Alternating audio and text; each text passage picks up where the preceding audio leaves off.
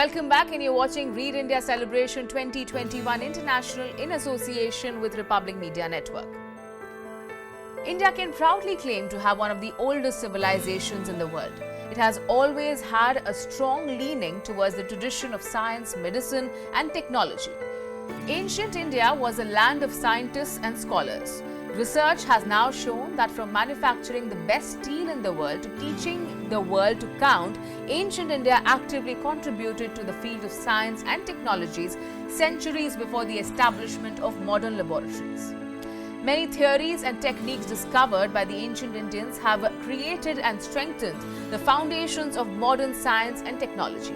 While some of these groundbreaking contributions have been acknowledged, some are still unknown to the most. It's a very fortunate situation today that the world is looking towards India for its ancient knowledge. And knowledge not only in one field, but in multiple fields. A country which had 27 internationally recognized and known universities.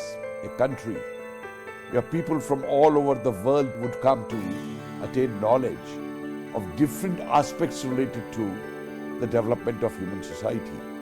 This indicates that in the multiple fields, India was a vast, highly developed society with knowledge in different branches. When Alexander had asked 4 Shramans, what is India? What is Indica? Indica is the word they use. What is Indica? And the way they explained it, that on the top are the mountains, on the bottom is the sea, to have that kind of information sometime in 326 BC about the whole of India is something very exceptional. The ancient Indian language, the most scientific language in the world, Sanskrit, is today considered as the best language for computer programming and these aspects. You pick up the astronomical data, it has been proved again that the distances mentioned between different planets in this world, the Indian calculations done some 4,000 years back, 3,000 years back, are coming very close to what calculations NASA is doing today or ISRO is doing today. That's what it shows. It shows that the people during those societies had the information, had the tools to measure them. We had been able to do that, and how correct these calculations are, I don't have to tell the world. It's the scientists world over who are talking about it. You look at the inventions, whether it is zero, whether it is decimal, the way they were invented. From here they went to the other parts of the Western world. The sciences developed there because of that, of certain reasons. When some people ask me this question, why should we believe that these things existed there? Or these things existed at that time? Now, certain things there is hard evidence now, as I said about the calculations, planetary positions and all that, which has proved correct. There is physical evidence which is there of iron pillar, or which is there of the Mauryan art. Or in architecture, we have the physical presence of a temple like Ellora.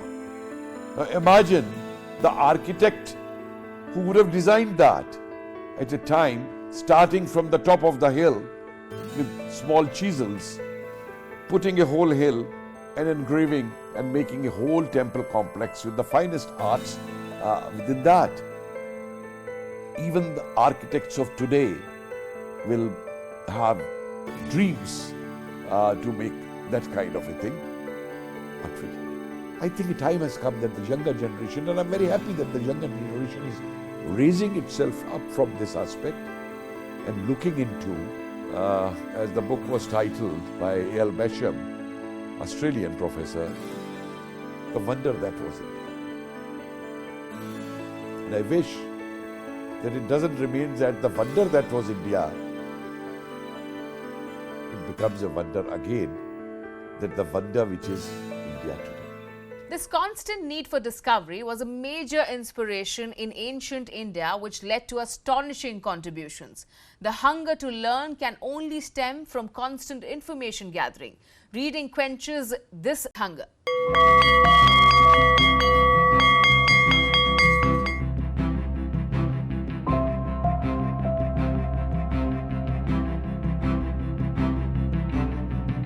becoming a disciplined students, you need to read books.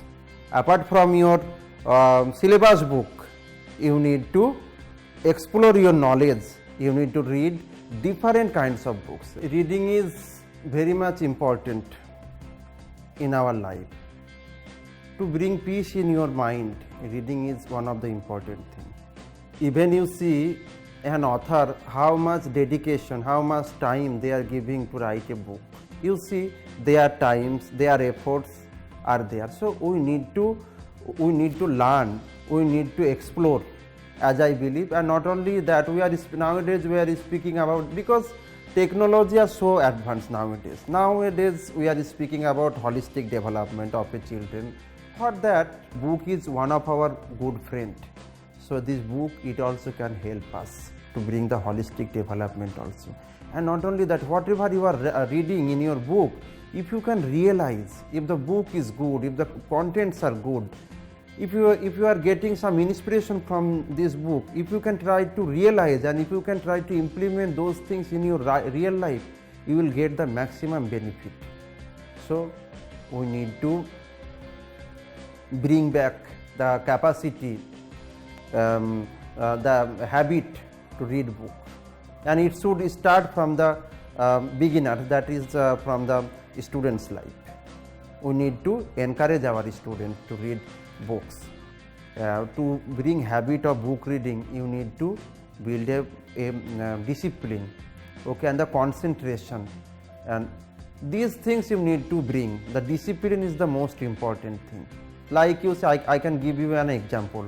When I was in 5th standard, when I started my school, I visited local Ramakrishna mission, that is 3 kilometers from my house. That day I went to meet with the headmaster monk to help our institution.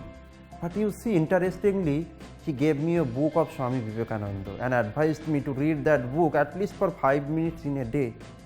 And from that book I got a quotation, service to man is service to God. And not only that, the lots of incidents of Swami Vivekananda's life, it also attracts me. It also helps me to do something for our society. So you see, it also came from that book also. This is also one kind of book, because he is a great person. His messages, his life stories, his ideologies, I tried to follow. And it also helps me to continue my mission for 19 years. And not only that, after reading that book, if you can share with others, you can spare the quality times with your friends. Okay, so each can be benefited. Book is our good friend.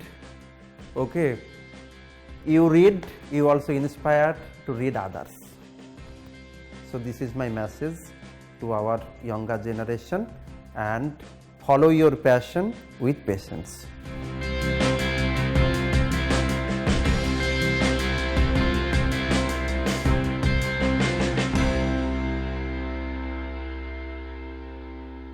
Reading, it sort of opens up a magical world. See, the books when you read when you are young are normally very fun, normally take you into different worlds. It sort of ignites your passion for knowing more, for reading. I think it's very important you start at that young age. Once that happens, then you get into the habit of reading and how to continue to keep reading. I think the benefits that you get by just the vocabulary that you pick up, by just, the connectivity, the communication that you're able to do, if you're well read, if you're able to articulate better, I think reading really helps you do that. And as you move into your workplace, communication is actually one of the most important things. How you communicate to your peers, how you communicate a representation, how you connect, with people you're presenting to, how easily are the words flowing from your mouth.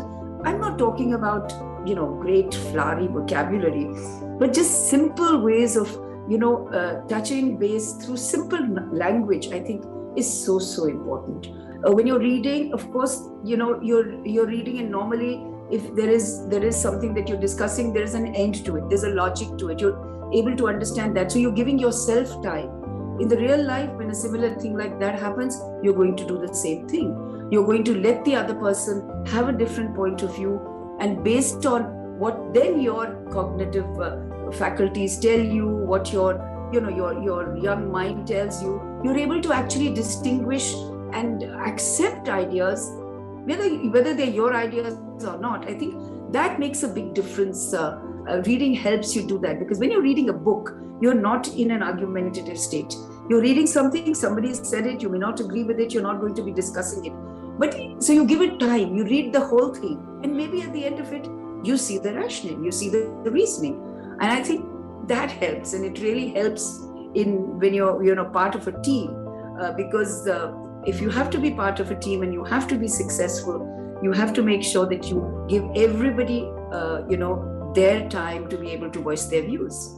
Thank you for joining us on this episode of Read India Celebration 2021 International in association with Republic Media Network. Read India Celebration has made its mission to target 100 crore readers in India by the year 2025. Read India Celebration is all about celebrating the benefits of practical reading and independent thinking. Through reading, we can also create a society which can understand and adapt, read, think and act as a process for growth and success. Through reading, we can rise as one.